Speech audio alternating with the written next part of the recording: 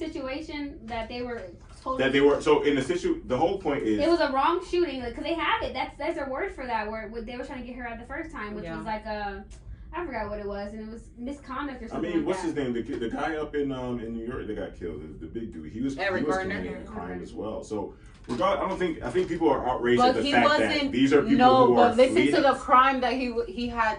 He was selling cigarettes. If he was holding up the store clerk with a fucking gun and the police shot him, people wouldn't have been outraged. That's different. Homeboy was outside selling fucking cigarettes and got choked out. That's different. We're not talking about somebody holding up like if the police come and you have a gun in your hand and you're pointing, you're a threat at that point. So that's not what we're talking about. But that's what we said. That is what we're talking about threats versus innocent people. We're talking about someone who's committing a crime versus someone who's innocent. We're talking about misconduct versus murder. That's the way y'all talking about. What I'm talking about is, regardless of the misconduct, if the person is fleeing the scene and trying to get away, and you murder that person is not a threat to you because they're fleeing. There's a but here's the issue: if they have a weapon, they're a threat to other people.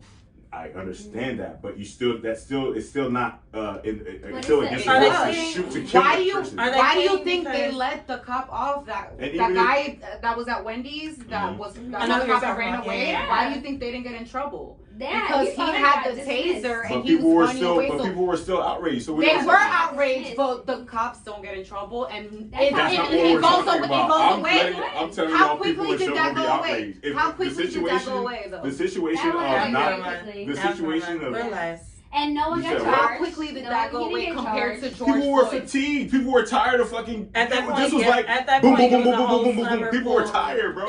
At that point, it was a summer full of bullshit. Yeah, people were tired. So, like, how many times can you? I don't know. I mean, so my best friend, literally, even when the George Floyd case started, she was just like, I'm just fucking tired. Yeah. I'm just fucking tired. Like, I don't even want to post anymore. I'm just fucking tired. Yeah. Like, which is sad though. Yeah. It's sad. But it's an emotional, it's like, it's tugging at your emotions. It's tugging at your mental. It's tugging at your spiritual. Right. And it's okay does get exhausting. Yeah, I mean, that's fine. If you're not, Martin Luther King Jr. So, it's okay. Shit, I'm sure he had a disconnect. Yeah, I'm pretty sure even him, did you have a dream? I don't know. It'll be okay. It'll be okay if you don't go to one protest. Yeah. But it is unfortunate. But I agree though. That went away really quickly. I think they did that. I think there was like one little protest that happened in Atlanta, and then it was just like, all right. And he never even got charged. No. I think he just lost his and people have forgotten about it. Yeah, he never got charged. But that man did grab that scissor. Not that it, makes it right, but it wasn't right. It wasn't right, but it's the same point. He was running away with the weapon, so it's still wrong. It's still very wrong, but that's just misconduct or misproper use of a handgun. Like, that's just like stupid shit that just gets you fired, not murder. Racism to me isn't just like hate, straight up hate, like, oh, I fucking hate. It could be just, like you said, it could be willful negligence. Like, you're not being as careful because this person is black. That's prejudice. You feel what I'm saying? Yeah, to me, that's racism, prejudice, whatever you want to call it. It's all in the same boat. It doesn't have to be blatant. Talking about racism and prejudice. Okay, so have you ever watched Basketball Wives? Right now. Mm-hmm. Okay, so on there's this girl on there called, her name is OG. OG, yeah. Okay. So they had an issue on there with like colorism, that and she mentioned something about featureism, which I had never heard about before, because one of the girls came to her, and the girl is black as well. She's not as dark, but she's still dark skinned, and she's like, help me understand where you're coming from with the colorism, or why you think that was displayed towards you. Like, I'm a woman of color, I'm black, and she's like, it's different though for you because you have Western features, your nose is thinner, you have smaller lips, right? And to me, I didn't quite get it at first. Yeah. And then she mentioned like that they were calling her ugly, and that's like a form of colorism. And I'm like, how? Maybe you're just ugly. But then I thought about it, and I'm like, well, why are they calling her ugly? Right. Yeah. So is it because she has a bigger nose or bigger lips? So do you think featureism is a thing? Featureism is definitely. It's definitely. No, or do you think it goes with colorism? No, no, because for example, you can be chocolate, right? Mm-hmm. But you can still have Eurocentric features, right? Yeah. Versus the Afrocentric, like the big nose, the super big lips, mm-hmm. And in some. To some people, it seems more appealing. So there are people that will favor you more because you have Eurocentric features, which are closer to white. Even though we're the same color, mm-hmm. you look more white than this person. Exactly, it's a thing. I mean, they're both very relevant and both exist, but they're kind of I think they exist, separately. But even down to back to slavery, like. Mm-hmm. House slaves were light-skinned people. You didn't see no dark-skinned house slaves. Even in the media now, it's getting a little bit better. But back in the day, like when black people started getting on TV, and even still like this today, most people are like, you don't see a lot of like real dark-skinned people like on TV in prominent roles. You know what I'm saying? Like now, yes, but 1990s, 1980s, like it was like we look at all the like comedians like Sidney Poitier, or well, he was an actor, but Richard Pryor, like all the big-time people were usually like fairer skin. Because, like she says, like the closer to white you are, the better you're treated.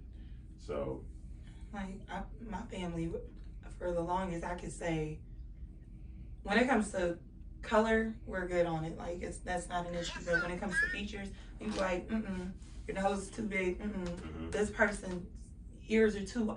You get what I'm saying? Yeah. Because some of those features are just not viewed as beautiful. Right. When I was younger, I used to think, I was like, I want my nose to be smaller. Like I used to be self-conscious about that. Yeah. And then as I got older, I'm like, your nose is not even big. It's not big. But no, but here's the thing. I grew up, my family, like my Puerto Rican side of my family, they're all thin featured, very thin nose, so I'm the only person of color on that side. Right. The only person who has full lips or whatever. And when I was younger, my face was like fatter a little bit. As you get older, your face thins out. Yeah.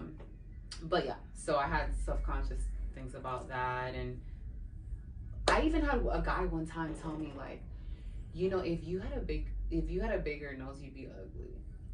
I'm like, what the fuck does that mean? That's crazy. I had a white girl tell me like, yo, your nose is mad big. Like this was in like middle school. Yeah. She was telling me the reasons why she wasn't trying to fuck with me. Keep in mind, middle school I went to was like 90% white. Yeah. So it was like the black girls that was there's alright, but most what you had to choose from was white girls. So trying to holler at her, she was like, no, your nose is really big and and I was just like, really? So I never felt self-conscious about it. I was just like, whatever, white girl, and I moved on. But like, it's a do you think you didn't feel self-conscious about it because you was your school predominantly black? No, it was 90% white people. I didn't feel self-conscious about it because at the end of the day, like, I just always like have been real confident, in certain things. That's the most important thing. Yeah, and it helped that I played sports and shit. So like, even amongst the black people, I was very popular. White people knew me too, but it didn't get to me. So I was more fortunate for things like that. But I understand people having like being self-conscious about that shit because it's easy. Like, not to say I didn't feel it, like I felt it, but I didn't let it like bother me. You know what I'm saying? But there are white people with big noses, though. I mean, white people are many people who get nose jobs. Yeah. They're always getting nose jobs. Thin, but it's thin, but it's so pointy. I guess and pointy isn't necessarily it's bad. Not cute. Okay. Versus when Africans, the African like style, you got the wider noses, it's a little bit more flat versus pointy and small. Right. But the crazy thing is, certain things like nowadays, there's a lot of white women who get lip injections because they want their lips. Because they want their right. lips. And I used to be body done. And they're getting their body done because they ain't got no ass. So it's like now the tides is kind of turning a little bit. Right. Yeah. Yeah. Now, black is beautiful, whereas before, black has always been beautiful, but for society before, white was right. So, that's real. And now I think we're evolving. It's amazing. Most definitely. I used to hate being chocolate. I hated it. Like, my mom's a lighter woman. My dad is chocolate like me, a little bit darker. And when it would come to parent-teacher conferences, I would always tell my mom, like, let's go. And I remember, like, the kids were so fucking evil. They were fucking mean, yo. Like, I had the lowest self-esteem. And you was African, too. And I was African, and my English name is Alexis. So I was like, I'm not going to let y'all know my real name. You know, we're going by Alexis. Lexi, don't bother me. Don't even try to pronounce the first or the last. Accent? No, I was born here. I'm from Riverdale, Georgia. So I could imagine, like, first day of school or when they taking attendance, they saying your real name. Yo, I always correct them. I said Alexis before they even because you know when anybody gets your name, they start to stutter. Alexis. They started to stutter. Alexis. Everyone's like, why they say them with the A? After a while, I would literally just, the first day of school, I would go to my teacher. Mm-hmm. And I'd be like, my name is, this is not. Ignore that. Ignore that, this is what it is. Yeah. But, you know, crazy. One thing that helped me, honestly, because, like I said, hated my skin color, I would literally try to clean my skin, scrub it off. Yeah. And yes, it was so bad. And I remember asking my mom, like, Mom, do you think I'm ugly? Because these girls had fucked up my self-esteem. Mm-hmm. And I was like, Mom, do you think I'm ugly? And she said, you're ugly. She said, you're ugly. I was like, Mom, you're not supposed to say that. You're supposed to sound pretty. She said, until you think you're beautiful, you're ugly. You're ugly. Yeah. Amen. Let me tell you, my mom took my ass to Africa the following year after I asked that dumbass question. Mm-hmm. She ain't tell me I was pretty till I was 15. But by that time, you couldn't tell me shit. I was walking like my ass didn't stink. I was like, yeah, I'm the queen. I'm the shit. You're not. Don't sit next to me. Call me queen or don't call me at all. But no, like, it's crazy because when you're younger, you're not even realizing that it's self-hate. You just like, man, I'm just trying to survive in this bit because I know, like, if people find out my real name, they're gonna go crazy. They're gonna start calling me all different types of shit. I mean, people call me all types of shit in high school. Quincy Kente, of course, you know, African booty scratcher, just everything. So it's like you tried your hardest to detach yourself from your original roots, which is you don't really understand how damaging it is until you gain wisdom when you get older. But when you know who you are, when you know where you're from, when you figure out where exactly you embrace it, because I'm telling you, the moment my parents brought me back to the States, my name was no longer Alexis. Yeah. It was in Yadima. Yeah. And when people would be like, oh, African booty scratcher, I'd be like, come serve me, bitch. You know what I'm saying? So you're my peasant. Like, you're right. And I stuck with that little attitude. Yeah. I was just like, when I got to college, it got even worse because at that point I was like, I'm now creating my own persona. And you go to Arizona State University now or ask any alumni, they will tell you I would not answer you if you didn't call me queen first. Mm. And that was I was like, yeah, it was bad. And they were like, what's wrong with this girl? I was like, literally, someone had called me queen once, and I was like, I'm not answering to anything else. That is my name. Hey. It was once Alexis, so shit, now I can be queen. Yeah, I mean, when I got to college, I think the transition of being black and being African started to become like really cool. So like a lot of the girls, like we had a little entertainment group, like a little promo group, right? So we had like the 3 main groups, which were like American groups, and then you had like the sorority and the fraternities, and then you had like the Africans. And all the girls used to like, I guess they had never really experienced like a lot of this really good looking African men. So it was a cool thing to be African. Now all of a sudden I'm listening to all the African music. Now, you know, my name is Omodayo and not just Dayo. Like now I'm speaking with a little accent, you know what I'm saying? So it was an interesting way because from high school to college was like 2 completely different experiences. Most definitely. Yeah, now you hear African songs on the radio, Caribbean songs, like it's it's been interesting to see the kind of the transition to, what did you say? You said black is beautiful versus white is right. So yeah, I think people starting to realize. I love it. So do you think though that colorism is starting to go away? I don't think it is. I think we're being more aware as far as racism, but I don't think as far as like colorism we are, and it's a problem. I think we're doing way better. In all honesty, I'm not saying it's gone at all, but I think we are definitely doing better on a global level. Yeah, you get what I'm saying? Because like I said, Nigerian. Growing up, it was right for a lot of African women to bleach, and now people are speaking out against it. Yeah. Do they still do that? Oh yeah, a lot in Africa. Oh yeah, Black China doing. If you go to any African store, there's bleaching cream. There's bleach cream Right there. I heard. And they put it by the counter. In the front. Right in the front. You know what I'm saying? And yeah, like, but it's becoming less and less and less and less acceptable, right? Which I love, because I done looked at a few people. I'm like, sweetheart, you don't match all the way. Do you think that comes from American influence? Because where does it? Because they're out in Africa, so where are they getting this? We were it's slavery. Slavery. Period.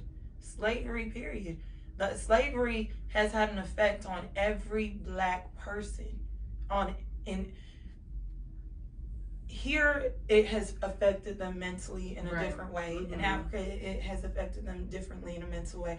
And even though in Africa, they don't like to admit that slavery even really happened. They don't like to acknowledge it as much as Americans do. But it has affected us greatly. A lot of Africans don't know, like, imagine your last name, you're African, your family's never left the country, your last name is Williams. Why? Right. You go to a whole village, there's some people that can't speak their language. Why? They've lost their tradition. Why? They can't really tell you who their people are. Why? Slavery has affected, so many white people have came in and fucked our people. So many Arabic people have came in and fucked our women. Africa has been colonized. There's only one country in Africa, which is Ethiopia, that has not been colonized. And they say we're colonized. They just don't claim that part of the Ethiopians have a lot of Middle Eastern influence, and so I would guess that they don't like to claim it. But even though they don't, they want to say, "Oh, y'all were affected." Yeah, they were affected, but I was just trying to let you know the depth of it. Every African country, which there's like 100 and something, have been colonized by either Great Britain, France, or Spain, or the Arabic. So, but I didn't know that. Yeah. I mean, there was a time in Nigeria where Great Britain came and they took over. Yeah. They took over like everything, right? So the national language in Nigeria is English. They enforced Christianity. There was no such thing as Christianity in Africa, period, before colonization. They changed the way the government was ran.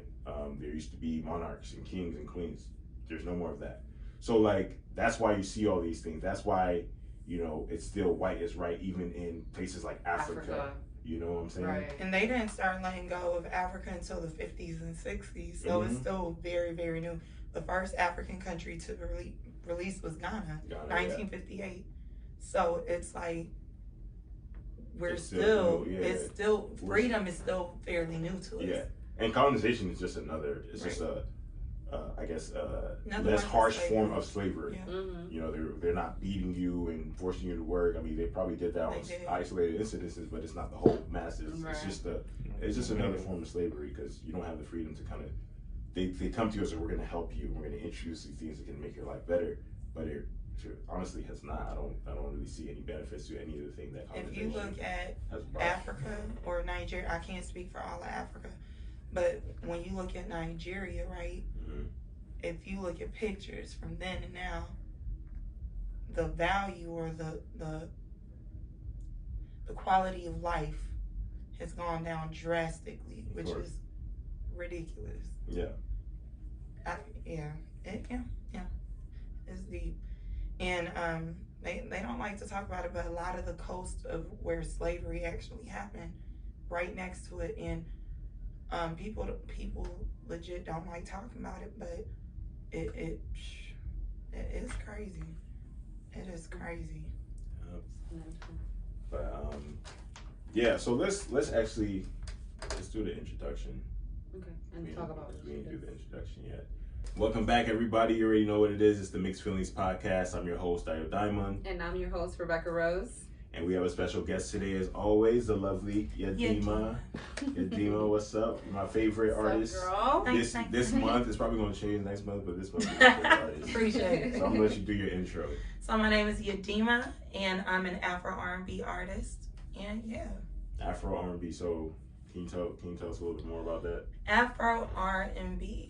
So yeah, I've never heard of that. So what is that? Okay, so it's something I'm trying to make up. You're the founder. I'm trying. Okay. You know, and I love R&B. I've been singing since I was 3 years old, probably before then. But as far as them getting me on camera, it's been since I was 3. Yeah. I've been performing since I was like 3 years old, and I've always loved R&B. I always sang R&B.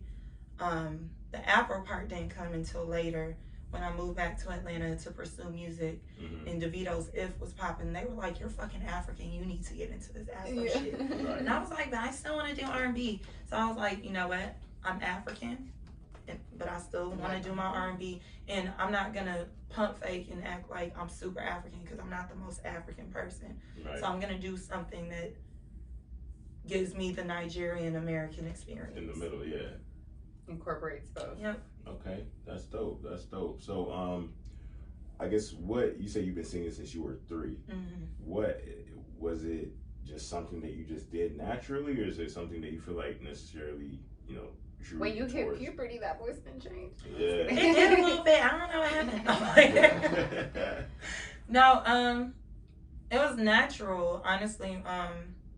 Crazy thing is, my mom's family. Mom can't sing for shit, but my mom's family has a bunch of singers, and they're all born on the same day, August 18th. We're lit.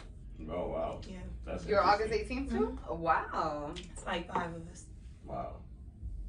So that's crazy. It's a natural talent. That's what you're saying.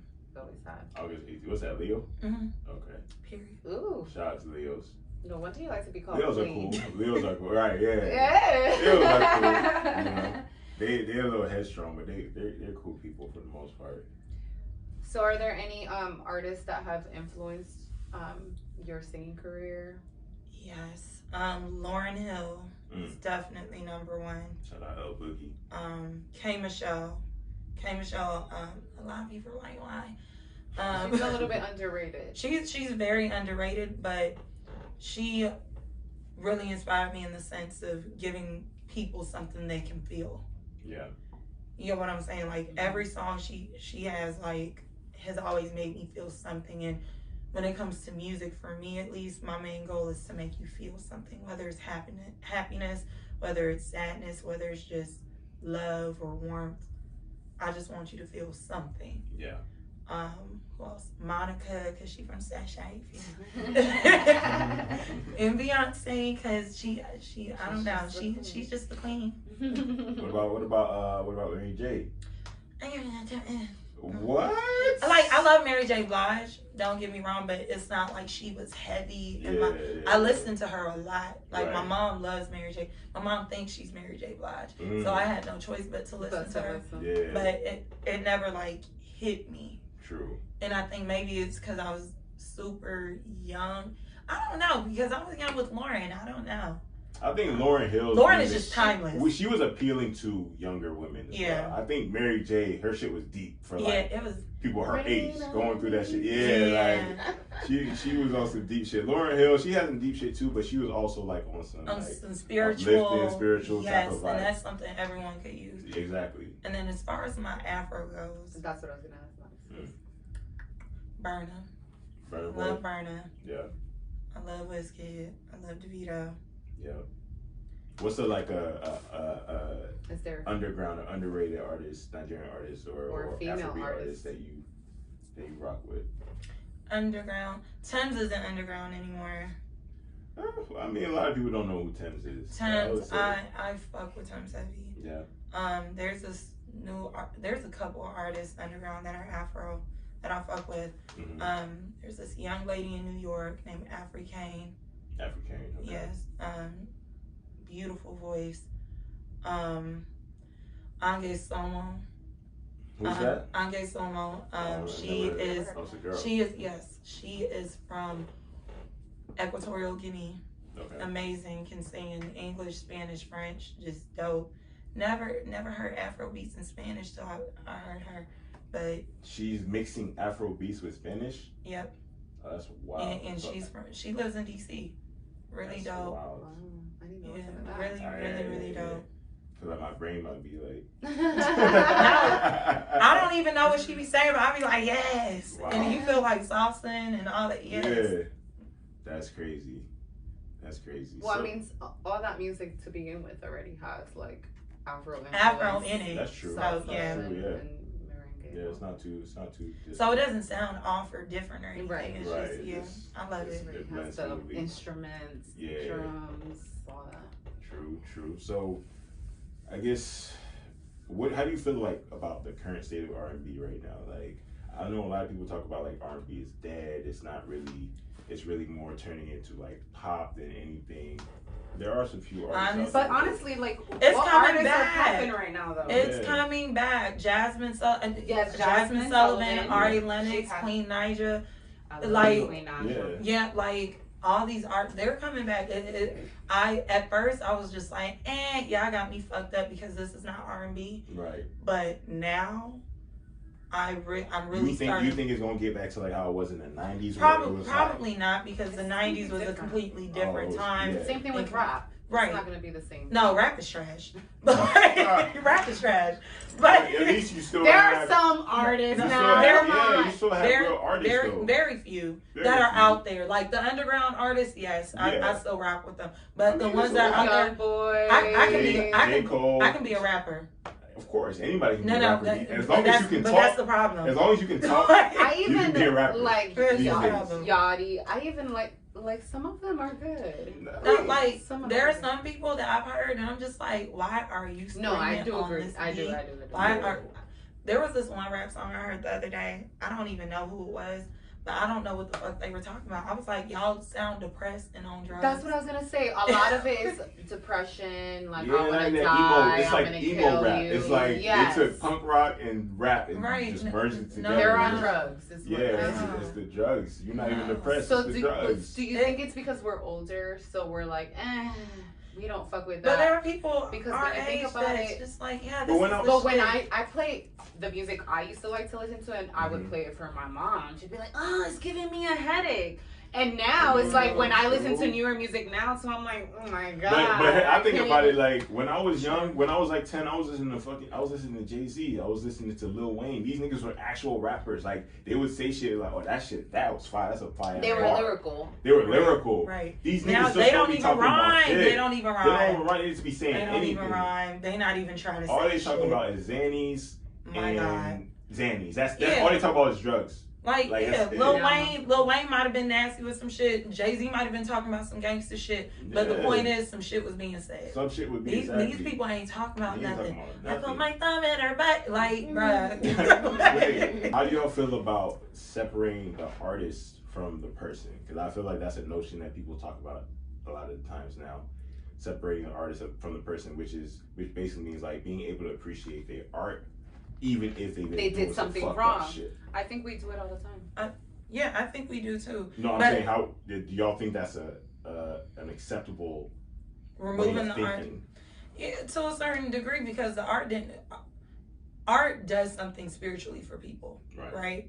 And art and music specifically heals. Yeah. So, in a lot of this man's a beast. This man's a monster, but his music healed a lot of people. Yeah. So to take that away from certain people is just like, you get what I'm saying? No, I feel that. But then I get where some people are like, I can't remove the art from the artist because maybe I like your art because of who you are as a person versus. Or maybe it's the fact that you're supporting them. So if I'm listening to your music, you're making money off of that. Right. Yeah. So technically, I'm supporting you. That is real. Yeah.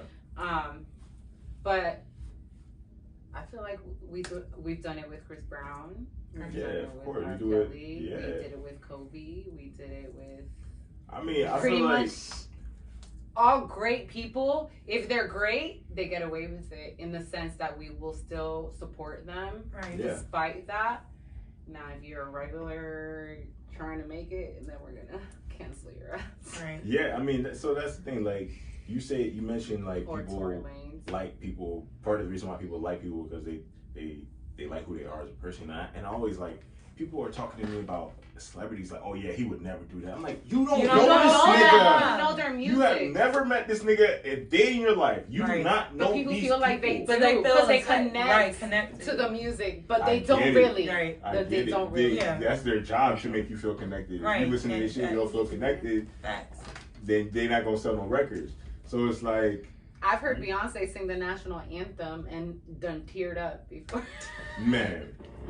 I was talking about my homie about Russell Westbrook. I don't know how much y'all know about Russell Westbrook, but he's like a hothead. He's always getting mad at somebody. Yes. He's always trying to curse at how to get in fights with fans. He's always doing extra shit. I'm like, I was like, does he still play for Oklahoma? Nah, he plays for Washington now. Damn. So I was talking to my homie, and I was like, man, he be doing too much. I wonder if he's like really this like crazy at home with his family. He was like, nah, he wouldn't do that. He loves his wife. How you know? I'm like, nigga, how the fuck you? How? How you know? Did she tell you that? How you know? How do you know? But that's crazy. People really be feeling like they be knowing these people. That's crazy. That's a mental illness on the market. There is a mental illness. Bro. This is a real conversation. Yeah, it was a great conversation. Once again, we appreciate you for coming on the show. Thank you for having me. Give them your handle. At Yadima Music. At Yadima Music. YADIMA MUSIC. Follow me, please. Are you dropping anything soon? I am dropping a summer EP. Don't know what I'm calling it yet, but it's going to be fire. Okay. Is it like a hot girl summer type of vibe? Or No. It's just a feel good. Like, vibe. You know, if you're familiar with my music, I'm really used to doing like the baby please, like love me. Yeah. I'm tired of that shit. So it's just feel good dance. Yeah. Just summer. Yeah, just summer. Okay, I like that. So y'all make sure to check it out. I'm sure you'll keep us updated when you come up with a name and album cover, all that good stuff. I did drop an EP earlier this year. Just let me put myself real quick. African Barbie, because that's what she is. Listen to it, it's fire. Got 6 bomb tracks. Put my heart, foot, and soul into it. So yeah. It's real. So we're gonna wrap it up. We appreciate you guys tuning in. We'll catch you next time. Peace. Thanks for having me. Sure, that was dope.